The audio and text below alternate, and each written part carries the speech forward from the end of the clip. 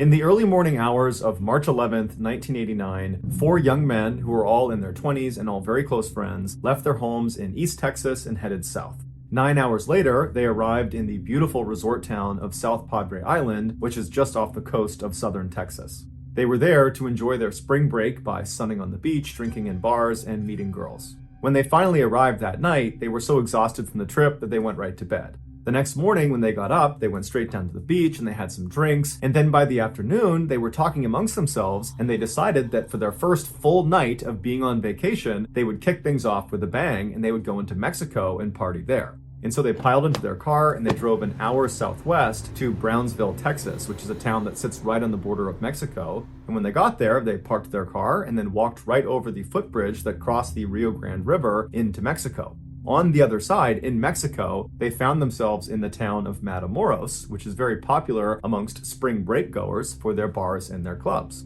And so the four friends got a quick bite to eat at a hamburger joint, and then they made their way into the bars and the clubs, and they danced and they drank for hours. And then at some point, they got tired and left the bar scene. They crossed over the footbridge back into the US and made their way back to their hotel in South Padre Island.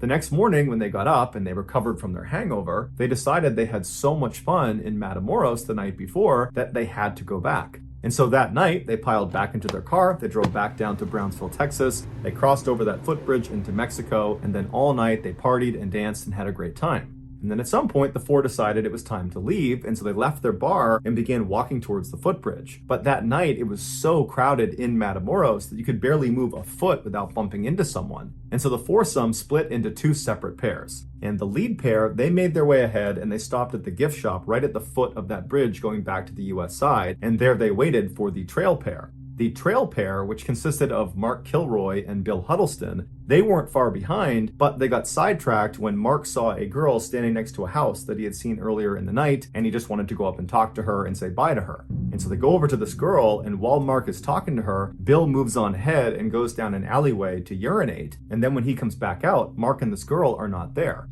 Bill assumed Mark must have just moved on the little ways up to the bridge where the other two friends were at the gift shop, and so after looking around for just a couple of seconds, Bill makes his way up to the bridge and he meets up with the other two friends. And when he gets there, he asks the other two friends, where's Mark? Did he come up here already? And they say, no, we haven't seen him. And so now the trio's a little bit concerned, but they're thinking, okay, he must be with this girl he had seen. And so they backtracked a little ways and they looked for Mark. They went back to where he had been talking to that girl, and again, he wasn't there. And so they decided, okay, he must have already crossed the bridge and made it to our car, and he's probably just waiting for us over there. And so the trio crosses over the bridge into the US side, they get to their car, and Mark's not there. And so at this point, they are pretty concerned about Mark, but they eventually convince themselves that he must have just left with this girl, and they probably are back at the hotel together. And so after a little while, the trio decides, let's just go back to the hotel, we're bound to find Mark. And so they drive all the way back to South Padre Island, they get to their hotel room and Mark's not there, but again, they tell themselves he's not here because he's probably with this girl in another room, and so they don't worry about him, they go to bed, but the next morning, when Mark still had not come back to the hotel room, they decide, you know what, something's wrong here, we have to tell police. And so they file a missing person report, but the police get so many of these about spring breakers who go missing in Matamoros that they don't really take them seriously at first, because typically the missing person will just show up 24 hours later with a horrible hangover and no memory of how they got back from Matamoros. And so the police were expecting this to happen with Mark, but after 24 hours, when Mark didn't show up with a bad hangover, they were convinced that something had happened to him, and American and Mexican police suspected foul play because Matamoros and the surrounding areas are not exactly safe for tourists, but they didn't have any leads, and so Mark's case languished. 3 weeks later, a drug smuggler drove through a police checkpoint without stopping just outside of Matamoros. And so the police pursued him, and this guy ultimately stopped at this secluded ranch up in the mountains. After the police arrested the smuggler, they noticed a ranch worker was standing nearby, and on a whim, they showed him a picture of Mark and said, hey, have you seen this guy? And the worker, despite being scared and not really sure what to do, he said to police, yeah, I have seen him here. The smuggler and his friends, they brought him here in handcuffs. And then the worker turned around and pointed up the mountain towards the shack that was about 400 yards up the mountain, and he said that's where they took him. And so authorities began walking up the hillside towards the shack, and when they got about 100 yards away, they saw this big metal cauldron sitting on the front stoop of the shack. and then when they got about 50 yards away, they were hit with this horrible smell of death and decay, and then when they got right up in front of the shack and could see inside of this cauldron and inside of the shack itself, what they saw was so gruesome and horrible that even the most senior and grizzled responding officers were totally shaken up by it. Under intense questioning, the drug smuggler that had originally led police up to this secluded ranch and the shack admitted that he was a part of a gang and that his gang had taken Mark. 3 weeks earlier, while Bill was urinating in that alleyway, Mark spoke to that girl he wanted to see, and then she went off, and then Mark was left standing alone waiting for Bill to come back. And while he was waiting, a man on the street parked in a red truck yelled out to him to come over. He needed help or something. He lured him to the truck. And so Mark went over to the truck, and then right when he asked the man, what do you need? 2 men, one of which included this drug smuggler, jumped out from behind a building and tried to grab Mark and put him inside of this red truck.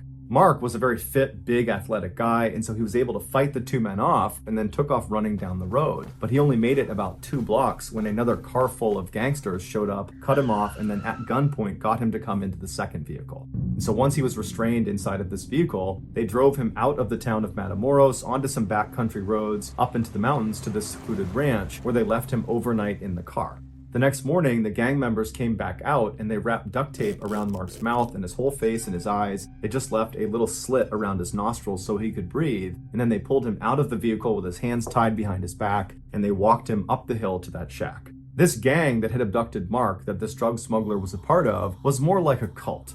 And this cult was led by a man named Constanzo, who practiced a form of black magic called Palo. Constanzo would perform Palo rituals, which he claimed to his followers would make he and all of them invincible. These rituals, which took place in the shack up in the mountains, involved human sacrifice. Constanzo would tell his followers that these people who were going to be sacrificed, they didn't just need to die, they needed to die screaming. Because Constanzo believed the more agony he inflicted on his victims before they ultimately died and were sacrificed to the gods, the more power the gods would grant to he and his followers. And so the people who got kidnapped and marched up to that shack to be sacrificed were subjected to unspeakable atrocities, and Mark had been selected to be the next ritual sacrifice.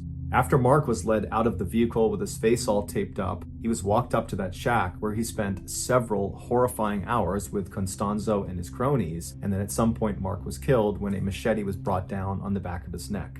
Afterwards, Mark's brain was removed and placed into their sacred cauldron and boiled, and then Mark's legs were removed, and then a long wire was inserted into Mark's torso and fished around inside of him until they hooked it onto his spinal column, and then they buried his torso and his legs, and they left that wire protruding from his body up out of the dirt. There was basically a lead poking out of the ground, and the reason they did that was because later on, they could just pull on that wire and pull up Mark's bones and use his bones to make jewelry.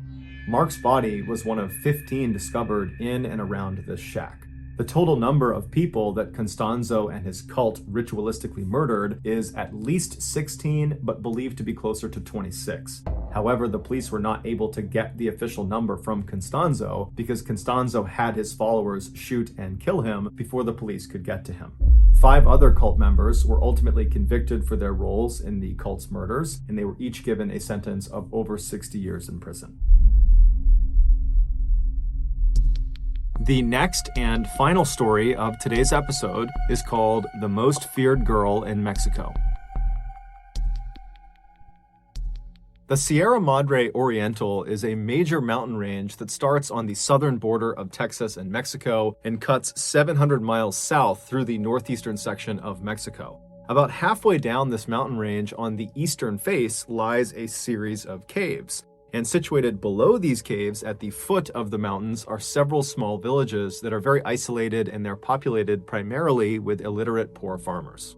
One night back in May of 1963, a 14-year-old boy named Sebastian Guerrero, who lived in one of these small isolated villages, decided to go for a walk up in the mountains, and he wanted to go explore the different caves. Now, this was something he did fairly regularly because there was a local rumor that there was actually hidden treasure in these different caves. Now, it's unclear if Sebastian literally believed that, or if that was just kind of an excuse to go have a look around himself. But regardless, he headed out of his house and he began walking up the mountain towards these caves. The entrance to these caves were a couple hundred feet up the mountainside, and then each of the various entrances, which ranged in size from fairly small to enormous, were spread out a couple of miles in each direction. So Sebastian starts walking up the mountain towards the first entrance he can see. It's dark outside, he's got no flashlight, he's just walking up, and as he's walking, he notices off to his right, fairly far away from where he was, there was light coming out of one of the cave entrances. And he had never recalled seeing light coming out of any of these caves. Nobody ever went in these caves, especially not at night. And so his interest was piqued, and he decided he would kind of abandon his original plan to just kind of look around near his village, and he would actually walk all the way over to that lit up cave and see what was going on. So he turned right and began kind of walking uphill at an angle in the direction of this lit up cave. And so as he's walking, he's getting farther and farther away from the village where he lives, and he's starting to hear sounds coming out of this lit up cave entrance. It sounds like a person potentially, either they're laughing or they're screaming. He doesn't really know. He's thinking, maybe someone's having a party inside one of these caves. He has no idea. But after he gets maybe 200 or 300 feet away from this entrance, he realizes it's definitely a person, and they're definitely screaming. And it does not sound like they're screaming out of joy. It sounds like they're screaming because they're scared or they're in pain. And as he's getting closer and closer and closer to this cave, his anxiety is starting to ramp up because he's really starting to be frightened by what he's hearing, and he's starting to realize there's more than one person inside of this cave. In addition to the person that is screaming out, there also sounds to be a large contingent of other people that are either singing in unison or chanting in unison, but some group of people are doing something in unison while some other person is screaming out. And so he's really starting to get nervous about this cave, but he just can't help feeling curious about what was going on. And so he just continued walking until he was maybe 10 feet away from the entrance to this cave, and he plopped down behind a rock. And so he's not really sure if it's a good idea to look. He doesn't want to be spotted by whoever is in there. But finally, he kind of works up the courage. He takes a deep breath and he slips out from behind the rock and he goes right to the edge of this big opening, maybe 10 foot across opening. And he peeks his head right around the edge of the opening and he looks inside. And what he sees causes him to just freeze in terror. Then his survival instincts just kick in and he turns and he starts running down the mountain away from this cave. He has no idea if he's been spotted or not, but he's sensing that someone could be chasing him. And so he is just running as if his life depended on it. And he would not run back to his village. Instead, he would run nearly 10 miles to the nearest police station. And when he gets there, he busts through the front doors and he's totally hysterical. He's drenched in sweat and the police officers are totally caught off guard. And so they're trying to tell him to calm down. And so Sebastian finally would kind of compose himself, but then he just was not able to describe what he had seen inside of this cave. Whatever he had seen, he knew it was bad, but the words were just escaping him. And so the way he described it to police was he basically thought he saw vampires. And as soon as he began describing vampires to the police, they're thinking to themselves, okay, I don't know what's going on with this kid, but this just cannot be serious. And so they consoled him and kind of calmed him down and said, look, kid, I don't know what you're talking about. If there's any news that comes out of something happening in the cave that's bad, I'm sure we'll hear about it and we'll follow up. But for now, we're just going to bring you back to your village. And so at this, Sebastian was really frustrated and he was kind of pleading with the police like, no, you got to take me seriously. There's something bad happening in this cave. Someone could be hurt. Someone could be dying. I don't know, but you gotta go to this cave. You gotta go see what's going on. But the police at this point, they're just not really interested. And so they ultimately do just drive him back to his village. And so he goes back into his home. The police go back to their station and everyone just kind of goes to bed for the night. The next day, when Sebastian wakes up, he just can't shake what he saw inside of that cave. And so he would once again run back to the police station. And when he got there, he began pleading with the police like, you gotta go see what's inside of this cave. I'm telling you, there's something awful in there.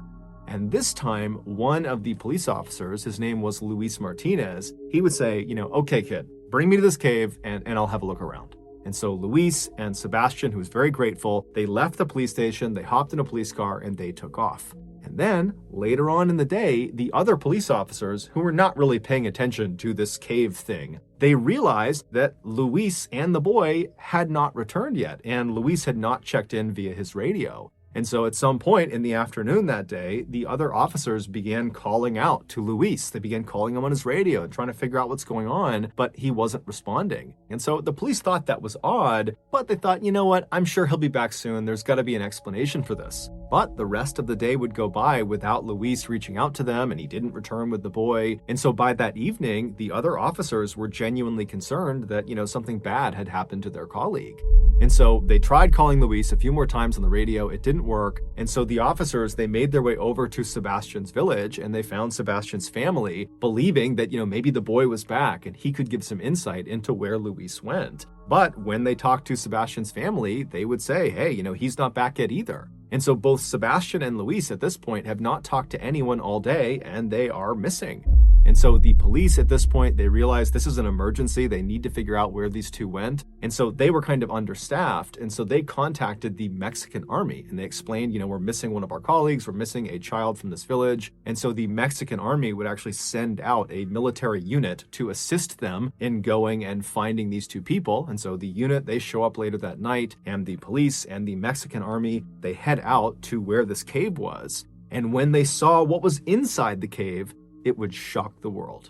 To understand what was found inside of this cave, we need to go back 6 months to December of 1962. That month, two brothers, Santos and Cayetano Hernandez, who made their living basically traveling around Mexico, stealing from people and swindling people, they decided they were going to pull off their biggest heist yet. They were going to rip off an entire town. Their plan was to go into a small, fairly isolated village that was populated primarily with poor and illiterate people, and they would go in there and they would convince the villagers that they, the brothers, were actually prophets of an exiled Incan god, and if these villagers did everything they said, they would make them rich. And so the village the brothers identified as their target was a place called La Yerba Buena, which was located right at the foot of the Sierra Madre Oriental, right below where that cave was that Luis and Sebastian went to investigate. And La Yerba Buena was exactly what the brothers were looking for. It was home to only about 20 families that were all very poor and illiterate, and they were very suggestible. And so right before the new year, the Hernandez brothers strolled into La Yerba Buena, and they put on this very dramatic show explaining how they were the prophets of the Incan god. And these two brothers, they were very charismatic and they were excellent salesmen. And so they really sold the lie. And these villagers, who were very vulnerable and cut off really from the rest of the world, they believed them. They thought this was their big break. They're going to be rich. We just have to do whatever they say. And so almost immediately, the villagers effectively became the Hernandez brothers' slaves. They would give them anything they wanted and do anything they wanted. But after a couple of months of this, some of the villagers started to be frustrated with the Hernandez brothers, the prophets, because it seemed like they were not really working towards making the villagers rich. Instead, it just seemed like they were horribly mistreating the villagers. And it just didn't feel like this was a relationship that was benefiting the villagers. And so when this sentiment began to kind of make its way around the 70-ish people who lived in La Yerba Buena, the brothers picked up on it, and they could have, at that point, just kind of abandoned their gig. At this point, they've robbed the town dry. There's nothing left for them to give to the brothers. But for whatever reason, the brothers decide instead to salvage their operation. And so the brothers, they leave the village and they go to a city that's relatively close by, and they recruit this young woman named Magdalena Solis. She was a prostitute, and they tell her, hey, we have this con we're doing in La Yerba Buena where we're pretending to be prophets of this Incan god, and they're starting not to believe our lie, and so we need you, if you're willing, to come with us and pretend to be an actual Incan goddess. And so when you show up, they'll know that we were serious, that we have a direct line to the Incan gods and goddesses, and they'll believe us again, and they'll fall back in line. And so Magdalena, she likes the idea of participating in this con, and so she agrees to do it in exchange for some money. And so she, along with the Hernandez brothers and Magdalena's brother, his name was Eliezer, and he functioned as her pimp, those four people, they went back to Yerba Buena. And when they got there, the Hernandez brothers snuck Magdalena past all the villagers up to that cave up in the mountains. And they put her in the back of the cave, they kind of hid her behind some rocks, and they dressed her up in an Incan goddess costume. And then once she was in there, the brothers went back down to the village and they rounded all the villagers up and said, come on, let's go up to the cave. We have a special ceremony for you. And so the villagers made their way up to this cave, and once they were all inside, the Hernandez brothers used some basic magic tricks and created basically a smoke screen. Once they had the smoke screen kind of billowing in the back of the cave, They secretly signaled to Magdalena, who was behind the smoke screen, and she knew that was her cue, and she leapt through the smoke and she presented herself to the villagers for the first time, and she declared herself to be a reincarnated Incan goddess, and if you don't do what I tell you to do, I'm going to kill you. And so the message she was sending to the villagers was so intense, they completely believed that this was an Incan goddess, and therefore this was not a ruse. The brothers were not lying to them. This was all very real. There's a real goddess in front of us. And so they immediately fell right back in line. The plan worked exactly as the brothers wanted it to. However, there was an element of their plan they could not possibly have accounted for, and that was what Magdalena did next.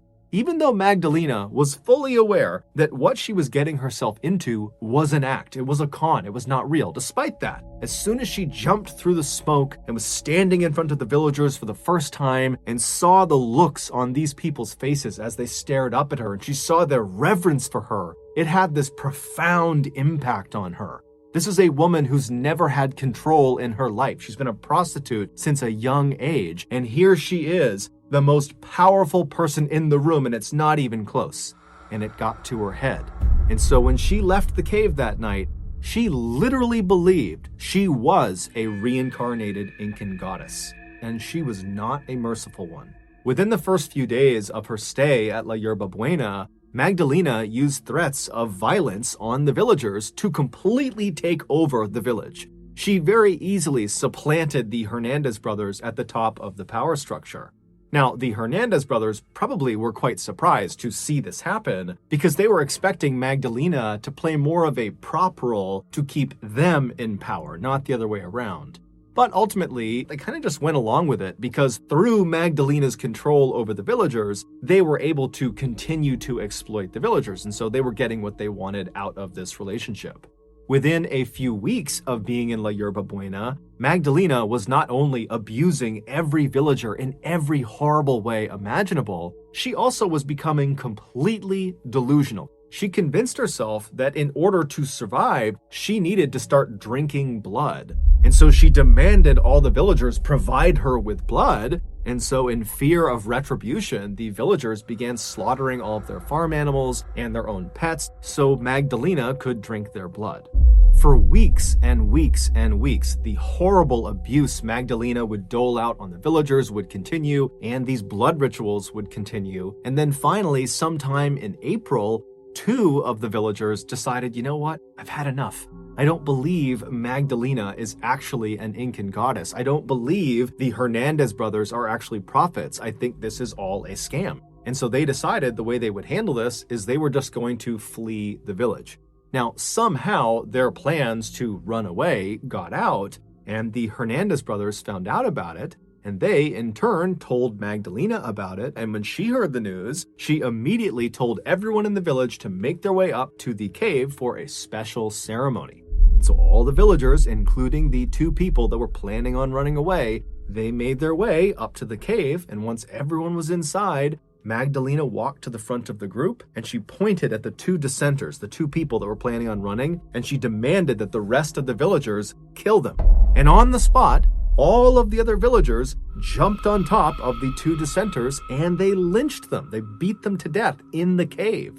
And then after these 2 people have been killed, Magdalena orders their bodies be strung up on these 2 pikes she had set up in the back of the cave because she knew what she was going to be doing up in this cave. And so after these 2 bodies were strung up on these pikes, Magdalena grabs a chalice and she walks over to these 2 bodies and she presses the chalice up against their bodies where they're bleeding from, and she fills it up and then she drinks from the chalice. And at this point, everything changed. Suddenly, Magdalena understood that it wasn't good enough to just be drinking animal blood. That was not enough to keep her, a goddess, alive. She now could only consume human blood. And so for the next several weeks, periodically, Magdalena would order everyone in the village to go back up to the cave for a blood ritual, which they all knew what this entailed. This no longer had anything to do with animals. This was human blood rituals. She would order them up and they would have no idea who was going to be the sacrifice. And so all these people, they get inside this dark cave, and then Magdalena shows up and she stands in front of them, and after kind of looking them over, she identifies her next sacrifice, and out of fear, the other villagers, who were the friends and family of the victim, would launch themselves on top of the chosen sacrifice and lynch them in the cave. And then afterwards, their body would be strung up on one of the pikes, and Magdalena would walk over with her chalice, she would fill it with blood, and she would drink it. And so this would go on and on for several weeks. And one of the most distressing aspects of these human sacrifices is that as she did more and more and more of them, Magdalena got it in her head that beating the sacrifice to death before consuming their blood was spoiling the blood in some way. And so what she began doing was she would have the other villagers beat the sacrifice into submission, and then she would have the sacrifice strung up to one of the pikes while they were still alive, and then she would carve their heart out while they were alive, and then she would drink their blood. So in May of 1963, when Sebastian, the 14-year-old boy, when he poked his head around and looked into that cave, he watched one of these sacrifices having their heart cut out. And he didn't know what to make of it, and so he ran to the police, and then the next day, he and the police officer, Luis Martinez, they would go back to the cave, and Magdalena and her cult would spot them, capture them, and drag them both into the cave, and both of them would be ritualistically sacrificed. They would have their hearts cut out, and Magdalena would drink their blood. When the police and army arrived in La Yerba Buena, it was a ghost town because all of the villagers had been ordered up to the cave where they had barricaded themselves inside with weapons because Magdalena probably knew there was going to be a big police response because one of their officers has gone missing out here. They're bound to be found out. And so when the police and the army reached the cave, there's this big shootout with all of the villagers. And during the shootout, the majority of the villagers are killed. Also, the Hernandez brothers, they're also killed in the shootout.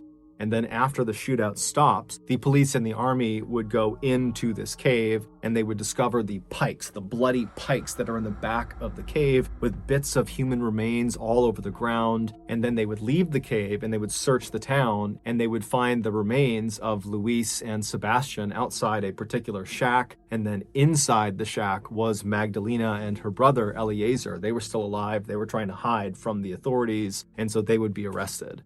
It's believed Magdalena sacrificed and drank the blood of at least 15 of the villagers over a 6-week period. However, the only remains to be positively identified were Luis Martinez and Sebastian Guerrero. Ultimately, Magdalena and her brother Eliezer were sentenced to 50 years in prison, and all of the surviving villagers who participated in these sacrifices or who participated in the shootout with police and the army, they were given 30 years in prison. Amazingly, none of the villagers ever testified against Magdalena or her brother, despite the fact they were almost certainly offered reduced sentences in exchange for their testimony. Clearly, they were more terrified of the Incan goddess than they were terrified of the prospect of 30 years in prison. Although the exact date of when this happened is not known, Magdalena would eventually die behind bars. It was May 2000, and at the age of 32, Sheila Davalu was on her way up in the world. Tall and elegant, with thick black curly hair and a wide smile, Sheila had just landed a new and highly paid job with Purdue Pharmaceutical Company in Stamford, Connecticut. At that time, Purdue Pharma was one of the most successful drug companies in the United States, and so they were only hiring the best and brightest applicants. And Sheila was certainly that. She was absolutely brilliant and held an undergraduate degree in biochemistry as well as a master's degree in public health. But it wasn't just work that was going well in Sheila's life. On May 28th, shortly after she started her new job at Purdue Pharma, managing the company's medical coding department, Sheila got married to her longtime boyfriend, 32-year-old Paul Christos. Paul was just as brilliant as Sheila, having earned several college degrees, including 2 advanced science degrees from New York Medical College, which is located about 40 minutes outside of New York City. And it was while Paul was studying at New York Medical College in 1994 that he met Sheila. She was also studying at the prestigious school. Sheila had joined a small private study group that Paul was leading to help pay his college tuition bills, and quickly the pair realized they had a lot in common. Both of them were extremely smart and well-educated, they both loved science and research, and they both were living with their parents at the time. Paul's mom and dad lived about 20 minutes away in White Plains, New York, Sheila's family lived a little farther north in the wealthy enclave of Yorktown Heights, where the median income was a whopping $100,000. Paul would later say that when he first saw Sheila in his study group, he was instantly attracted to her. There was something exotic about her dark eyes and olive complexion, and he loved the tiny gap between her two front teeth. Paul was also impressed that Sheila spoke French and Italian as well as English. Within a few weeks of meeting each other at the study group, Paul and Sheila started spending more time with each other outside of the group. At first, they were just friends who enjoyed talking with each other and going on walks, but by the time Sheila graduated with her master's degree in 1998, the couple had fallen in love and gotten engaged.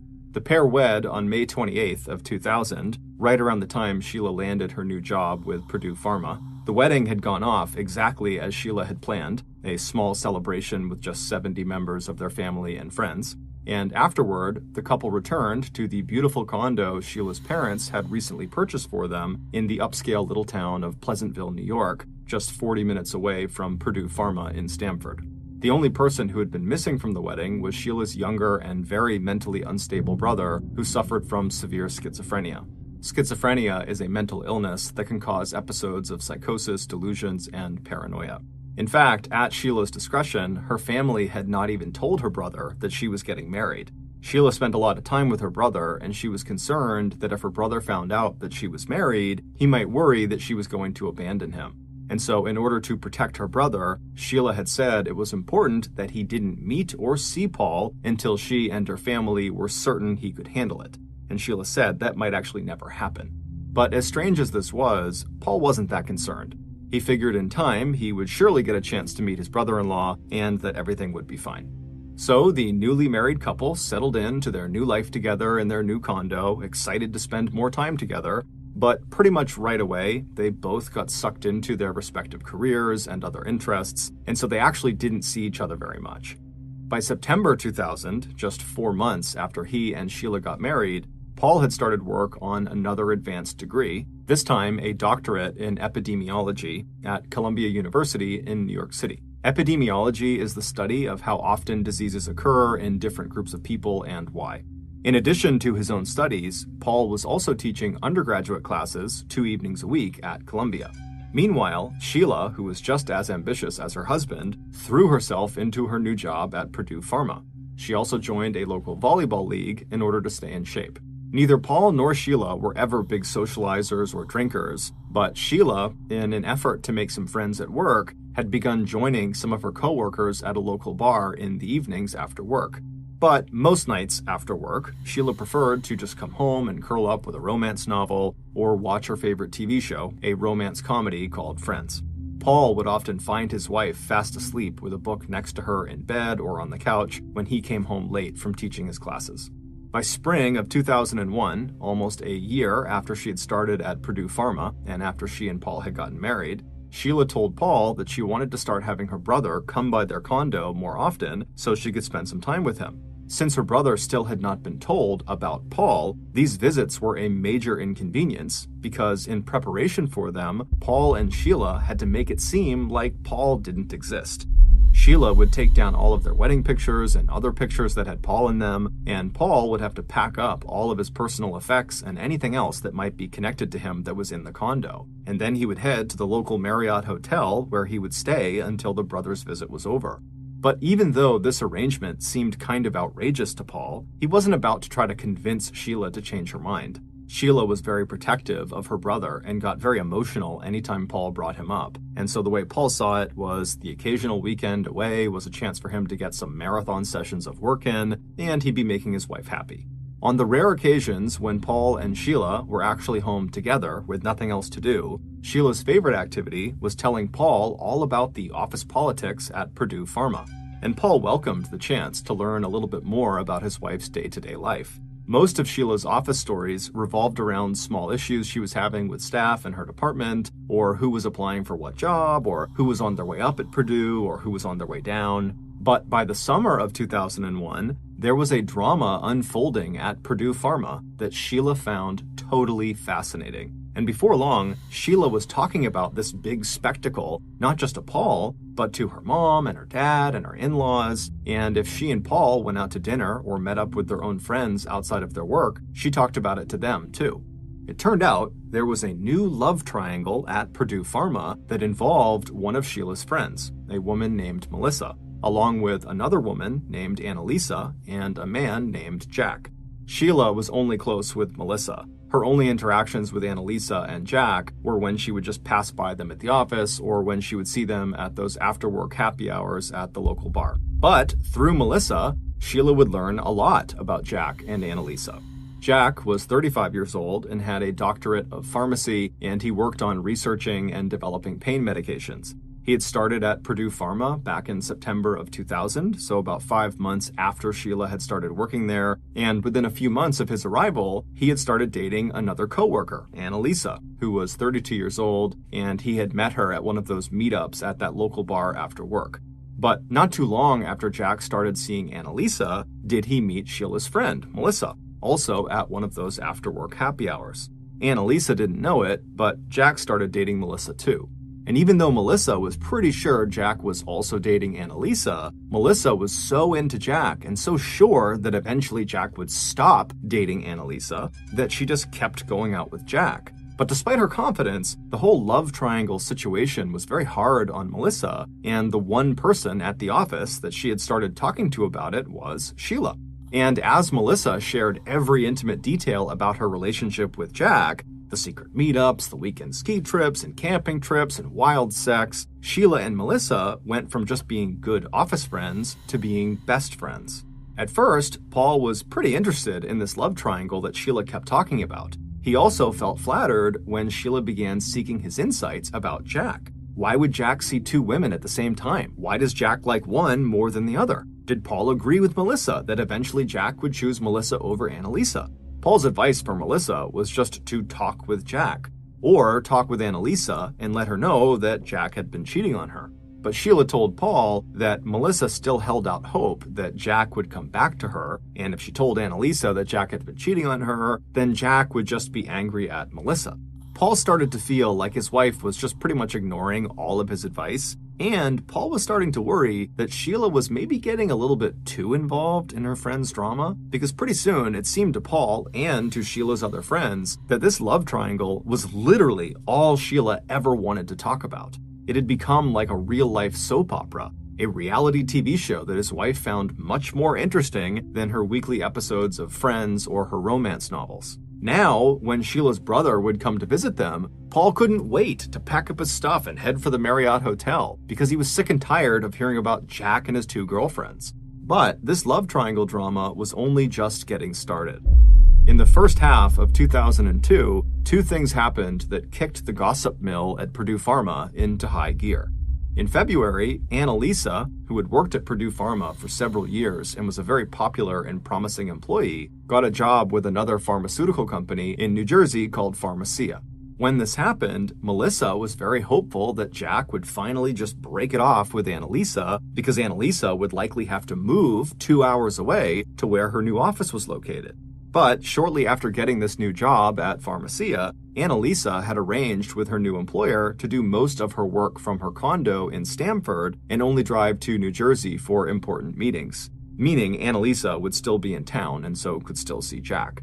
And worse than that was that Jack seemed to be getting tired of Melissa.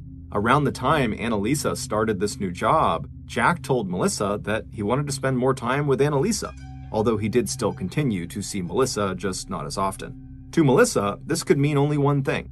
Annalisa must be pressuring Jack to get married and settle down with her. And apparently, that pressure worked because in the summer of 2002, Jack delivered a crushing blow to Sheila's friend Melissa.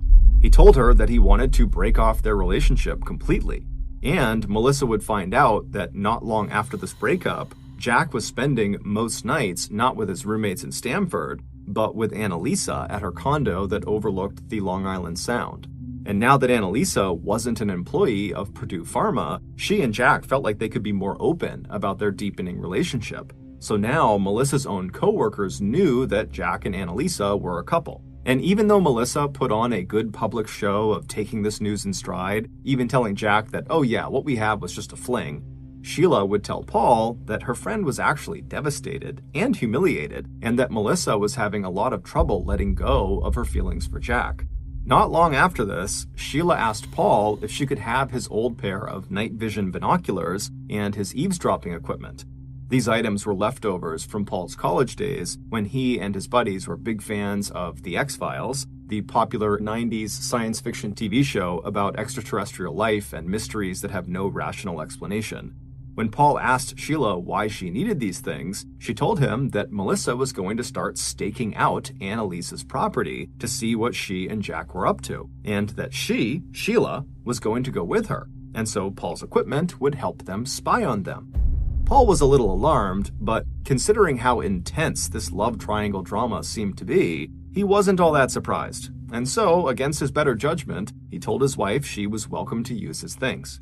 In addition to spying on Annalisa's property, Melissa also began listening to Jack's voicemails. She had somehow got his password, and she had even begun using the information she got in his voicemails to show up at places she knew Jack was going to be. Melissa had even arranged one time to run into Jack at an airport and flew back home in the seat right next to him. Periodically, Melissa would forward some of these voicemails to Sheila, and she would ask her to listen closely to see if the messages offered any clues about how serious Jack and Annalisa were as a couple. And whenever Sheila got these messages forwarded to her, she would always ask Paul to come listen to them as well. And even though Paul would humor his wife and listen and give his insights, privately, he started thinking that this whole love triangle situation was getting really out of control. But this drama was still just getting started. One day, Sheila came home with a set of lockpicks that she had picked up for Melissa. Apparently, Melissa had told Sheila that she wanted to get inside of Annalisa's condo to look at any pictures Annalisa had of her and Jack and see if that gave her a better sense of what their relationship was actually like. Also, Melissa wanted to see how much of Jack's stuff was actually inside of Annalisa's apartment. Sheila asked Paul if he would help her learn how to use these lockpicks so she could then teach Melissa when she handed the picks over. Paul did not think breaking into Annalisa's apartment was a good idea, but he didn't think Melissa would actually use them. Still, Paul was relieved when neither he nor Sheila could use the lockpicks to open even the bathroom door, let alone the much more sophisticated lock on their front door. Especially since Sheila also revealed to him that she had also bought her friend 2 stun guns in case Melissa was caught in Annalisa's apartment and needed to defend herself. With the failure of the lockpicks, Sheila and Melissa turned their attention away from how Melissa could get into Annalisa's apartment to how they could possibly bug Jack's office. That way, Melissa wouldn't just be able to hear Jack's voice messages, she could also hear all of his in-person conversations, as well as his end of any phone calls he was taking in his office. But when Melissa tried to set up Paul's eavesdropping equipment near Jack's office, it didn't work. By the fall of 2002, Jack was showing no signs of wanting to leave Annalisa to go back with Melissa. And while this inspired Melissa to up the ante with her surveillance efforts, Sheila, on the other hand, was becoming less interested in the whole thing. It seemed like it might have dawned on her that what they were doing was just not okay and could definitely get them in a lot of trouble. And so in early November of 2002, Sheila started to distance herself from Melissa and basically stopped talking about the love triangle altogether. Paul was happy to be hearing so much less about Melissa and Jack, but he also realized that without that constant source of conversation, Paul felt like he and Sheila were just kind of drifting apart. He knew his own work also had a lot to do with that. That fall, he was in the middle of running a clinical trial for a new cancer drug. On November 13th, he'd had a meeting in Manhattan with one of the drug manufacturers he was working with, a company called Pharmacia. He remembered the meeting for 2 reasons. The first was during the endless saga about this love triangle at Purdue Pharma, his wife had told him that Annalisa had gotten a job at Pharmacia. The second reason was because during this meeting, the researchers from Pharmacia all seemed very subdued, even though the clinical trial they were talking about actually showed a lot of promise. When Paul asked one of the Pharmacia employees if there was something wrong, the guy said they were all just really shocked at the recent murder of one of their researchers. When Paul got home that evening, he asked Sheila if she'd heard anything about a murder at Pharmacia, because wasn't that the place that Annalisa had gone for her new job? Sheila sat up and said no, she hadn't heard anything about a murder, and as far as she knew, Annalisa was okay. A couple days later, when Paul and Sheila were sitting in silence in their condo, Paul decided to try to strike up a conversation with his wife, and so he asked her, "How's Melissa doing?" Sheila would tell Paul that Jack and Annalisa had actually broken up for good, and that Annalisa had moved to New Jersey, and that now Jack and Melissa were back together and dating each other exclusively. Paul was surprised. He didn't expect Jack and Melissa to ever get back together again, considering how insane Melissa had been. But he figured that if Annalisa had moved to New Jersey, that Jack likely would not have put up with a long-distance relationship, and so maybe that was why things had worked out the way they had. But Paul decided not to ask any more questions, and so he and Sheila just went back to sitting in silence, which was quickly becoming the norm between them. These days, not only was Sheila not talking to Paul, but she was also having her brother come over more often, which of course meant that Paul would have to leave his home more often and stay at the Marriott Hotel. This was becoming totally infuriating for Paul, but he wasn't entirely shocked that as their marriage was clearly beginning to erode, Sheila was turning to her family for comfort and not him. And so Paul told himself that what he really needed to do was just pay more attention to Sheila and try to be a better husband any chance he could. So a few months later, on the late afternoon of Saturday, March 22nd, 2003, when Sheila walked into Paul's home office and told him that she'd heard about this game at work and she really wanted to play it with him, Paul, despite having no clue what this game was, stopped what he was doing and immediately said, "Yes, I'll play." Sheila told him the game was a trust game where each of them would take turns lying on the ground and guessing what objects the other person was pressing against their bodies. To make sure they couldn't cheat, when it was their turn to lie on the floor and guess, they'd have to wear a blindfold, and their hands would also be secured above their head to the rungs of a heavy chair, so they couldn't touch the objects they were supposed to identify. As she described this game, they both quickly came to the realization that this game seemed pretty involved and time-consuming. So it wasn't just something they could do right then and there, because they actually had plans that night to go see Sheila's parents. So they decided they would wait until the next day, Sunday, to play this game. But Sunday morning rolled around and it was still too busy to play. Paul had plans to go into Columbia University that morning, and then when he got back, Sheila said they should really go visit Paul's mom out in White Plains. So they both hopped into the car, and 40 minutes later, they were eating a light lunch, drinking tea, and chatting with Paul's mom about the upcoming Academy Awards that would be broadcast that evening. Then they jumped back into the car, and when they arrived back at their condo, Paul took their two dogs out for a walk, and after he got back, Sheila looked at him with a smile and said, "Are you ready to play the game now?" All in all, it had actually been one of their best weekends together in a long time. Conversations were flowing naturally, and they both just seemed happy and upbeat. Also, Sheila had mentioned to Paul that maybe it was time that she and her parents talk to her brother and bring him in on the big family secret that Sheila was married. So even though Paul would have preferred to just relax that afternoon, in fact, he had forgotten all about the game, he knew it was important to Sheila, so he said, "Sure, let's play." Sheila said, "Okay, I'll get the stuff we need." And when she came back to the kitchen a few minutes later, Sheila was holding a pair of black pantyhose and a pair of handcuffs. For just a second, Paul thought maybe Sheila had in mind taking a page out of her friend Melissa's book and staging a steamy sex scene of her own. But when Sheila saw the look on Paul's face, she laughed and told him, no, it wasn't anything like that. It was really just a trust game. No one was taking any clothes off. So at about 4 p.m. that Sunday afternoon, Paul followed Sheila into the spare bedroom where the floor was padded with carpet and where there was a chair with sturdy wooden rungs attached to the legs of the chair. Sheila went first. She put the pillow down on the floor. Then, dressed in her jeans and t-shirt, she lay down on her back with her head on the pillow, and she stretched her arms out above her head so Paul could handcuff her wrists to the rungs of the heavy chair. Then he wrapped the blindfold around her head and asked her if she could see anything. When she said no, Paul started to gather the random objects he was going to test her with. First, he put one of their little dogs against Sheila's side, but she couldn't figure out what it was. Then he put a camera on her chest. She couldn't figure out that one either. The next one was easy. It was just a box, and Sheila guessed it right away. And then, after successfully guessing a few more items, Sheila told Paul it was his turn. Glad the game wasn't actually taking very much time, Paul uncuffed Sheila's wrists, and just a few minutes later, Sheila had secured his hands to the chair rung, wrapped the blindfold around his eyes, and asked if he was ready to play.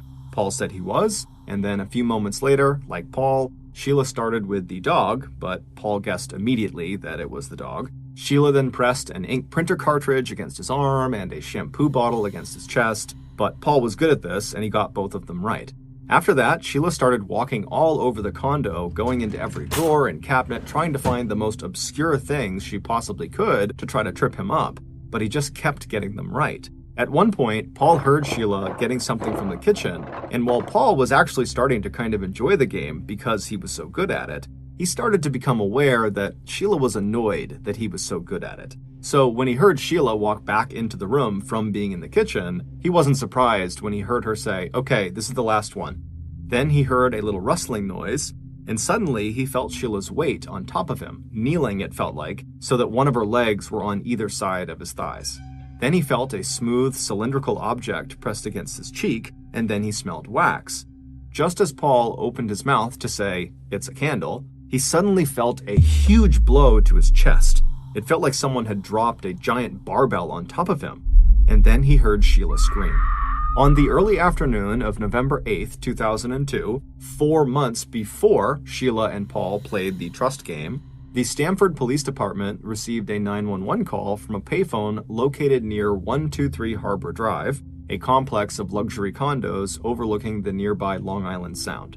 The unidentified caller told police that they had witnessed an assault at one of the condos. They told police to check Unit 105 before ending the call abruptly and hanging up on the dispatcher. A few minutes later, 2 responding police officers who had been patrolling in an area near this complex of condos parked their patrol cars in the residence parking lot, walked up the outside steps to Unit 105, and knocked on the door. When no one answered, police checked the doorknob and found that the door was unlocked. After opening the door just an inch and yelling through the open door, "Stamford Police, is anyone home?" and hearing no response, one of the officers pushed the door open all the way and took a few cautious steps inside. The sight that met his eyes was so shocking and violent that he immediately pulled out his weapon, and before his partner had even stepped across the threshold behind him, the first officer was already on his radio calling for an ambulance and backup.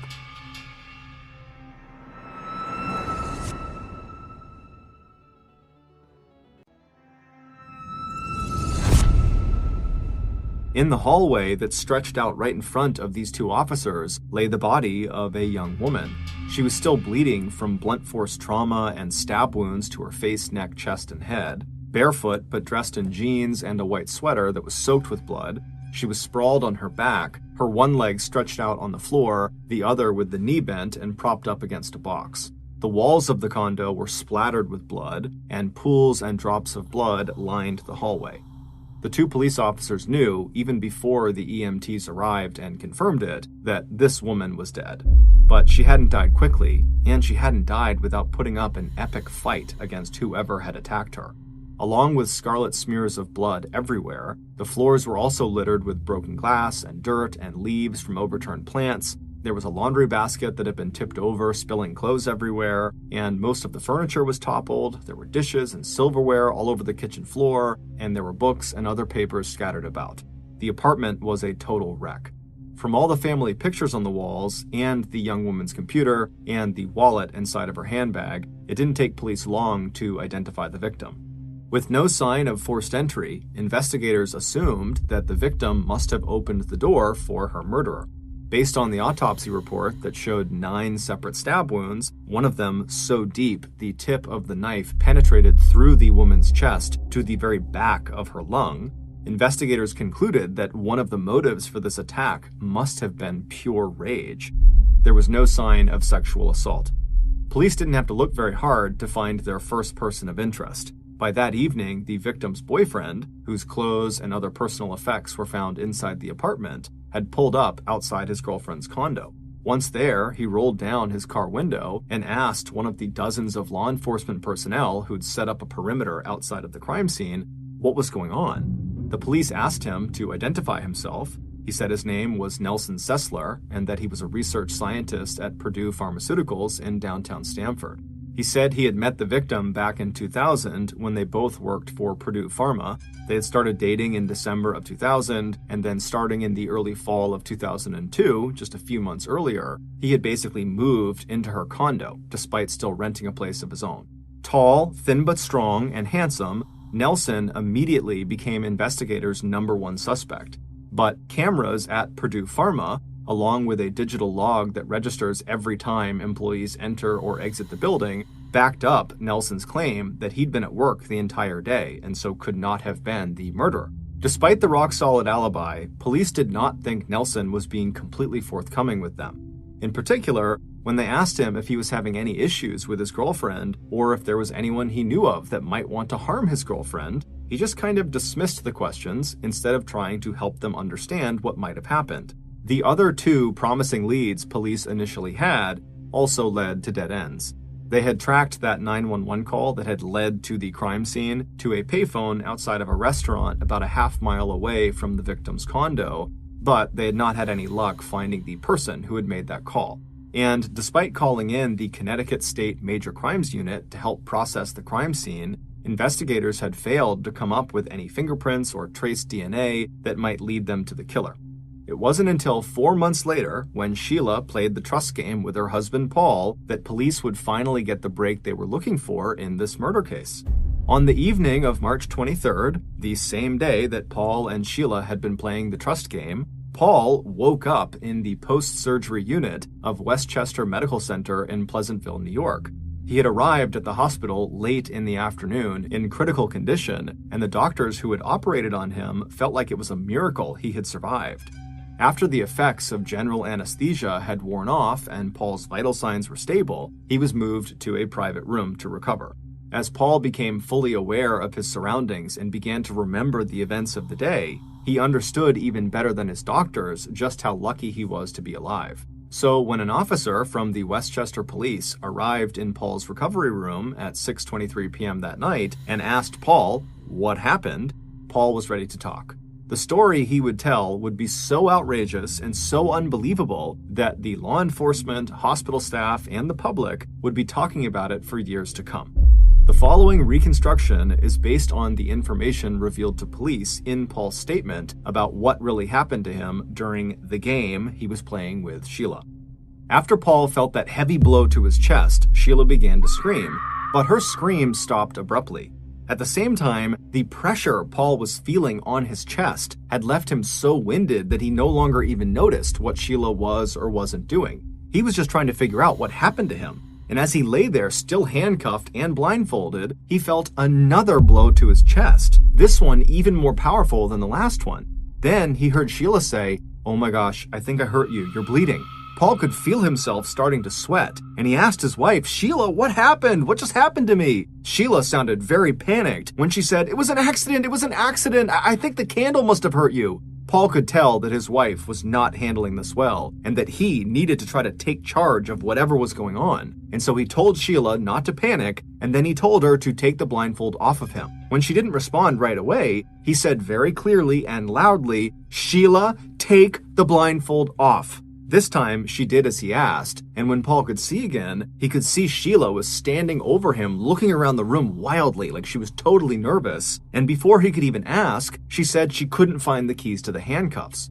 Paul looked from his wife down across his chest, which he did not have a very good view of because he's still on his back, to see if maybe there was some sign as to what caused the pressure and subsequent pain he was feeling there. But there was nothing visible on his chest and there was no blood or anything. Still, he knew something big must have just happened to him because his whole body was starting to react like he'd experienced major trauma. The pain he felt was starting to localize around a particular spot in the center of his chest, and he could feel his heart starting to race. Without the handcuff keys, Paul needed to break the rung of the chair that he was handcuffed to. So he looked back up at his wife, who was still just standing there looking all around the room, and he said to her as calmly as he could, "Sheila, come over here and break the chair."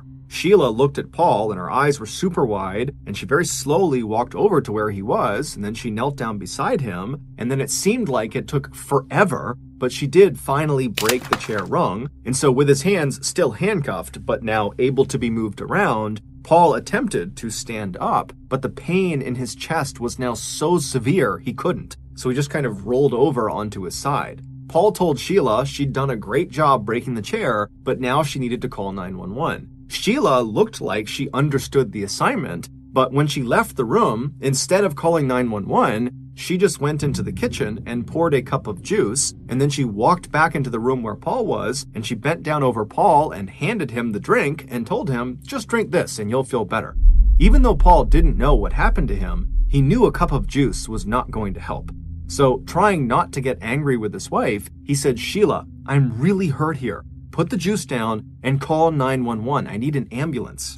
Sheila, who had a look of total shock on her face, slowly stood back up and put the juice on the desk. Then she seemed to struggle to find her cell phone before pulling it out of the back pocket of her jeans. Once she got her phone out, she put it to her ear, and then she began to run back and forth from the spare bedroom they were in, into the hallway, into the kitchen, and then back to look at Paul. And while she's doing this, Paul could only hear little bits of the conversation she was having on the phone, but he heard Sheila give the dispatcher their address and say that it was her husband and that he was bleeding and they needed an ambulance. When she got off the phone, she came back into the room, and Paul asked her to help him stand up. He needed to get to a mirror so he could look at his chest and see what happened. Sheila helped pull Paul to his feet, and he stumbled into the bathroom, but what he saw just didn't explain the amount of pain he was now feeling. It looked like there were just 2 small marks on his chest, almost like scratch marks. He thought to himself, maybe Sheila had had some kind of seizure and had fallen on him, and that maybe the candle she was holding had some sort of metal component on it, and so when she fell onto him, maybe that metal piece on the candle had punctured his chest. Now, he knew this was a ridiculous theory, but he just couldn't understand what was going on. As he was standing there, Paul could feel himself start to fade, and he told Sheila to help him lie back down on the floor. And then all he could think about was the ambulance. Where was it? How much time had passed? After he was back on the ground, Paul told Sheila to call 911 again, and when he heard her start to talk, he told her to bring the phone over and hold it down next to his ear because he wanted to speak to the operator himself. But Sheila turned away from him and said no, the operator did not want to talk to him, that he just needed to lie still and wait for help. Starting to panic, Paul asked his wife, when was the ambulance going to get here? What did they tell you? Sheila made a shushing motion at him, then told him that they were apparently short-staffed and they wouldn't be able to get there for at least another 25 or 30 minutes. Paul could not believe what he was hearing. He told Sheila that was absolutely absurd that he would have to wait that long for an emergency. But Sheila would tell him that the operator she was speaking to thought Paul's sense of time was probably just off because he was hurt, and that was actually a totally reasonable amount of time to wait. And then Sheila just left the room. Paul figured she must be leaving to make another call to 911, or maybe she was going to get help from a neighbor. Meanwhile, desperate to have the use of his hands again, Paul managed to break one of the flimsy handcuff locks. The handcuffs were still dangling from one wrist, but at least he could now use his hands. With a huge effort, Paul was able to pull himself up to his knees, clutching onto the futon for support while gasping at the pain he was now feeling in his chest. Suddenly, he heard Sheila's voice again. She was standing in front of him, holding a little medicine cup that was full of liquid cold medicine. "Here, Paul," she told him. "This is NyQuil. This'll make you feel better." Paul didn't even answer her. Instead, he just pushed the NyQuil aside, then stood all the way up and staggered out to the living room couch. Sheila followed and sat beside him, waiting patiently, while Paul could literally feel the life draining out of him. Suddenly, Paul made a decision. He had to act now. So he turns to Sheila and he says, "Let's go." She could just drive him to Westchester Medical Center. On a Sunday afternoon, it would only take them about 10 minutes to get there. "Okay," Sheila said, "but let's get your jacket on first."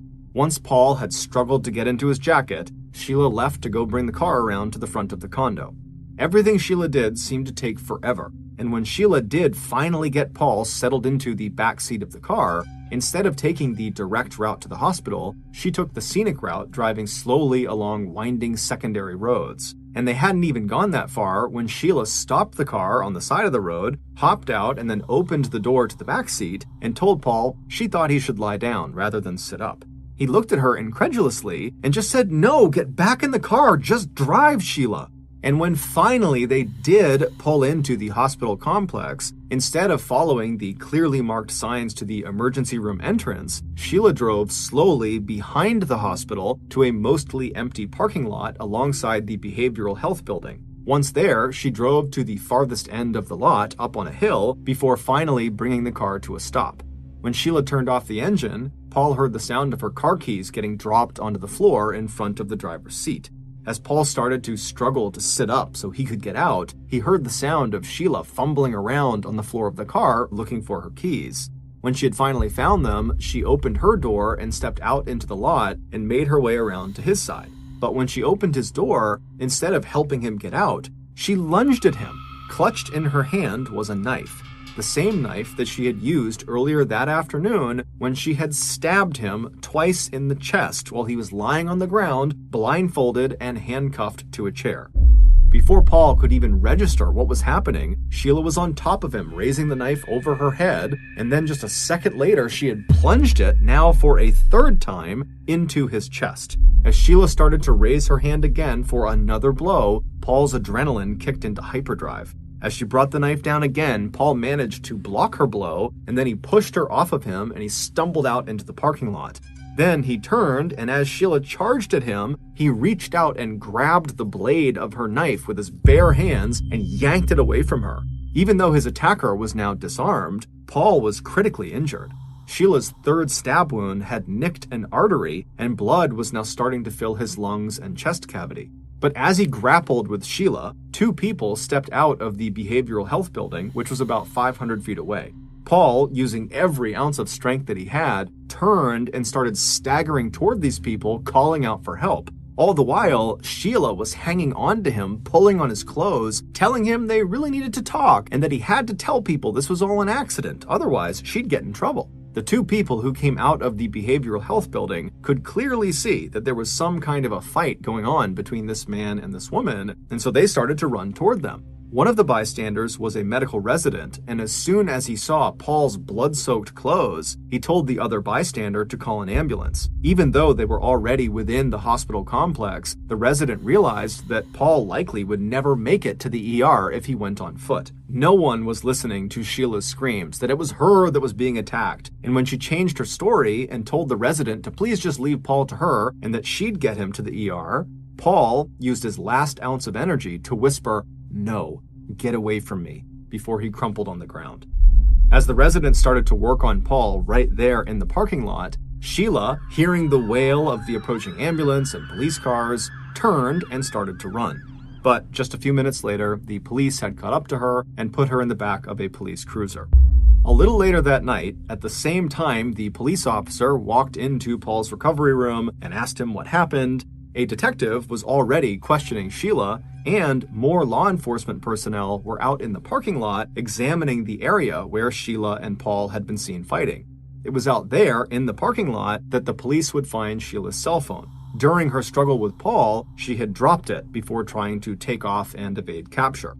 Back on the morning of November 8th, 2002, 4 months before Sheila would try to kill her husband, Sheila got up at her usual time, she dressed for work, and arrived at Purdue Pharma at 8:09 a.m. At 10:53 a.m., she left Purdue Pharma, swiping her security badge at the building's front entrance.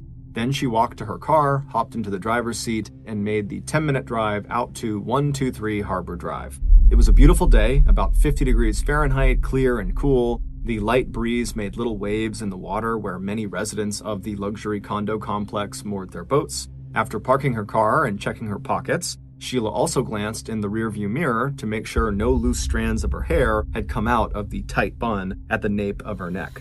Then she made her way up the flight of outside steps that would lead her to the front door of apartment 105. Once she was standing outside of it, she knocked on the door. As soon as she heard footsteps inside of the apartment walking toward the door, Sheila slipped on the pair of gloves she had in her pockets and wrapped her fingers around the handle of the knife with the 5-inch long blade she also had in her pocket. Then Sheila leaned closer to the door and called out in her friendliest voice, "Hi, Annalisa, is that you? Hey, it's me, Sheila Davalu from Purdue Pharma. Any chance you have a minute? I really need to talk to you." From behind the closed door, Annalisa recognized the voice of her former coworker. "Sheila, wow, haven't seen you in a while. Yeah, just a minute, let me open the door." About an hour later, Sheila was back in her car. She was still flooded with adrenaline and excitement. In the course of killing Annalisa, the two women had raged back and forth through every room in the downstairs of the condo until finally Sheila had stabbed Annalisa so hard that she could feel the thin knife blade sink right up to the hilt, buried in Annalisa's chest. Afterwards, Sheila made no attempt to clean anything up. Instead, she carefully walked into Annalisa's bathroom, and then once she was in there, Sheila spent a minute or two trying to catch her breath, leaning against the scalloped edges of the sink, and looking into the mirror to make sure she'd gotten all of the blood spatter off of her face before going back to the kitchen and picking her coat up off the table. Then she wrapped the coat around herself to keep people from seeing all of Annalisa's blood all over her clothes, and then she walked out the door, got back into her car, and headed for a payphone outside of a nearby restaurant. Once she arrived at the payphone, Sheila called 911. It was only as she was pressing the payphone buttons that she noticed a cut on her right hand that she must have gotten when she was struggling with Annalisa. But right then, the dispatcher picked up the call, and Sheila immediately focused her attention on delivering the script she had so carefully planned. She took a quick breath, and then, without giving her name and while sounding totally upset and panic-stricken, Sheila told the operator in a breathless voice that she had just seen her neighbor being assaulted. As soon as Sheila had given the dispatcher Annalisa's address, she quickly ended the call, got back into her car, and headed for her own condo in Pleasantville, New York. At 1:53 p.m. that afternoon, Sheila returned to work at Purdue Pharma. When she went home that night, she spent a quiet evening with Paul. When a coworker called her late that night to say that their former colleague, Annalisa, had been murdered, Sheila acted completely shocked, but she didn't say anything about it to Paul, because all Sheila was really thinking about now was Nelson Sessler, the man whose girlfriend she had just killed.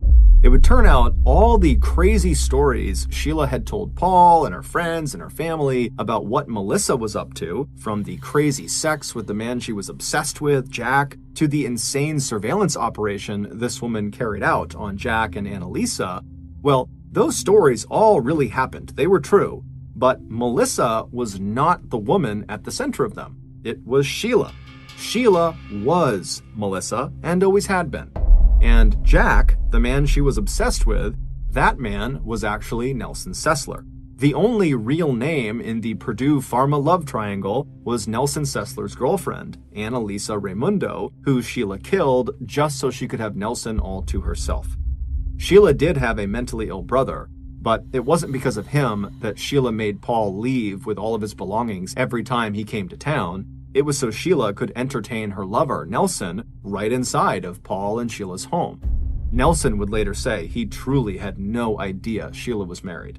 And all those after-work trips to the local bar with coworkers and Sheila's supposed volleyball league she was in, those were just excuses to see Nelson as well.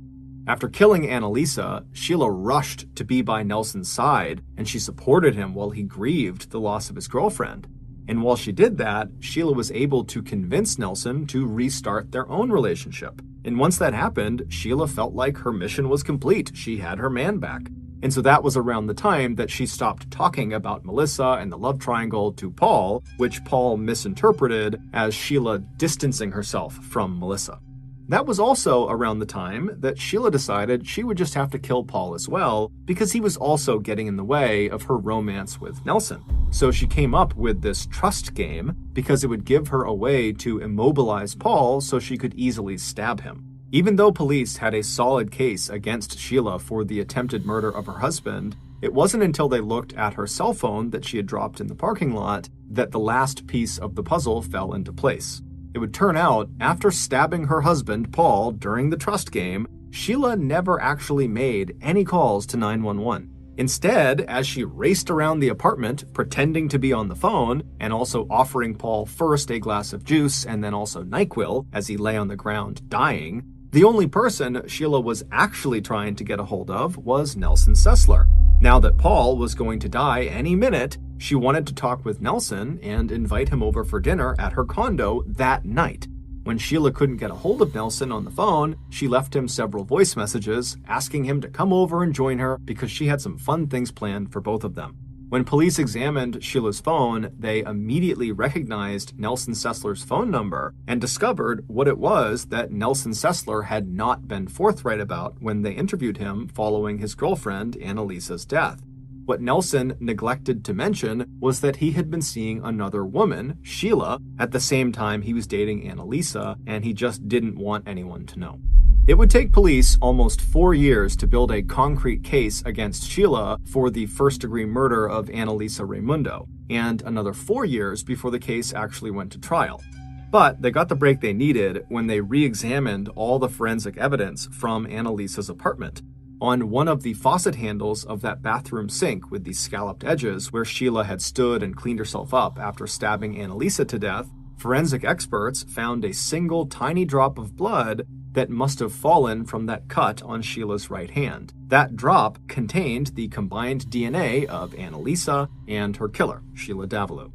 On February 19, 2004, Sheila was sentenced to 25 years in prison in New York for the attempted murder of her husband, Paul Christos, and on April 26, 2012, Sheila was sentenced to 50 years in prison in Connecticut for the murder of Annalisa Raimundo. The two sentences are going to be served one after the other.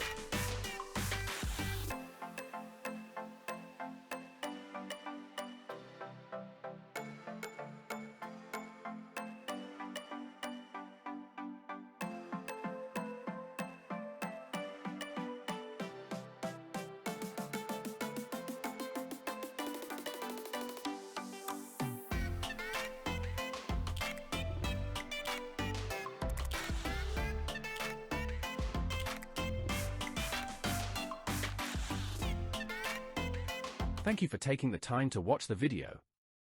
I hope you enjoyed it. If you did, please like, comment, and subscribe to the channel for more content. Your support means a lot to us and helps us create more videos that you'll love. We appreciate your feedback and would love to hear your thoughts on the video. What did you like about it? What could we improve? Your feedback will help us create better content in the future. If you're interested in seeing more videos like this, please subscribe to our channel. We post new videos every week, so you'll always have something new to watch. Once again, thank you for watching and supporting our channel. We hope to see you again soon. Smiling face.